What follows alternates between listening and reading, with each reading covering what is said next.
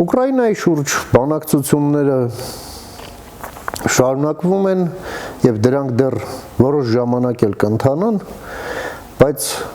եթե դրանք պսակվեն հաջողությամբ, ապա բոլոր դեպքերում դրանք լինելու են ելքեր, որոնք ոչ շահեկան են Ռուսաստանի համար։ Դա չի բերելու նրան, որ Պուտինը կյանքից նեղացած լքի իշխանությունը եւ գնա։ Ոչ էլ այդպես է լինելու, որ Պուտինի աշխարհահայացքն դրանից հետո փոխվելու, բայց լինելու է մի բան, այդ անհաջողությունները, որոնք կգան այդ հիպոթետիկ ելքերից, կբերեն նրան, որ Պուտինը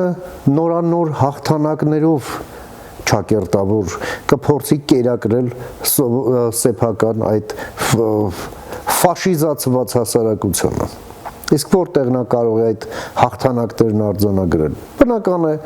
հետխորհրդային տարածքում, որը նա համարում է ժամանակավորապես կորցրած։ Նրանք լեգալիստ լինելով յուրովի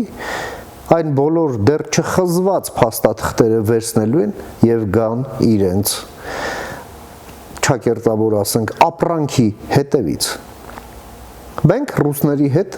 առանձնապես շատ բան չենք էլ խզել։ Հերթով գալու են եւ ինչ որ բաներ փորձեն բացատրել։ Այդ ժամանակ հնարավոր է երկու ելք, կամ ասում ենք դե հա, դուք ունեք միլիոնանոց մարդասպաններից, մոլագարներից բաղկացած բանակ, հանգարց մեզ վրա չքշեք, ասեք, որն անենք դրանցից, տարբերակ մեկ, եւ տարբերակ երկու, բոլոր դեպքերում այն լավագույն տարբերակն է, որ ուղղակի ճանապարհենք գրողի ծոցը, բայց դրան մենք պետք է պատրաստ լինենք եւ չզարմանանք։